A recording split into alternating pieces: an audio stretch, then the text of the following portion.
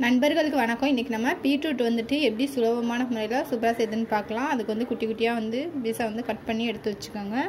கொஞ்சம் போல் வந்துட்டு பெரிய வெங்காயம் குட்டி குட்டியாக கட் பண்ணி எடுத்து வச்சுருக்கேன்.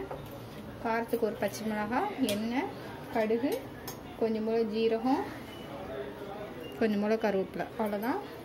இப்போ வந்துட்டு கடை வந்து நல்லா சூடாக இருக்குது. ஒரு ஸ்பூனுக்கிட்ட எண்ணெய் விட்டுக்கோங்க.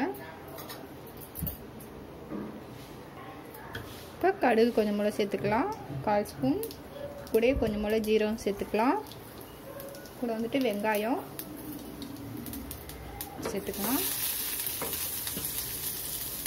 கொஞ்சம் போல் கருவேப்பிலை சேர்த்துக்கலாம். சேர்த்து எல்லாத்தையும் ஒரு நிமிஷம் வந்து வதக்கலாம். காரத்துக்காக ஒரு பச்சை மிளகாயை வந்துட்டு 4 கட் பண்ணி போட்டிருக்கேன். இதை வந்து சேர்த்துக்கலாம். இதையும் சேர்த்து நல்லா வதக்கிக்கலாம். இப்போ பொடியாக கட் பண்ண பீட்ரூட் வந்து சேர்த்துக்கலாம்.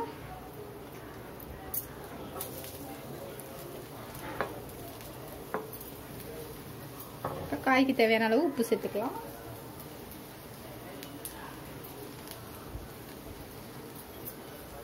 எல்லாத்தையும் நல்லா கலந்து விட்டுறலாம். இப்போ காய்க்கு தேவையான அளவு தண்ணி சேர்த்துக்கோங்க.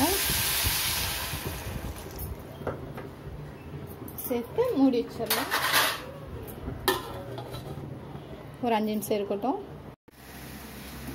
பார்த்தீங்கன்னா 4 நிமிஷம் ஆயிடுச்சு. நல்லா வந்து வெந்துடுச்சு. தண்ணியெலாம் நல்லா வற்றி வந்துடுச்சு. இது பார்த்திங்கனாவே தெரியும், இந்த எண்ணெய் வந்து பீட்ரூட்டில் வந்து ஒட்டி பிடிக்கும். ரெடி ஆகிடுச்சு. என்னோட இந்த பதிவு பிடிச்சிருந்தேன்னா லைக் பண்ணுங்கள். இது பார்த்திங்கன்னா கடைசியாக தேங்காய் துருவல் எண்ணெய் மேலே வந்து போட்டுக்கலாம். நான் வந்து எதுவுமே சேர்க்கல, ரொம்ப சிம்பிளாக செய்கிறதுனால. இந்த பதிவு முழுமையாக பார்த்தவங்களுக்கு ரொம்ப ரொம்ப நன்றி.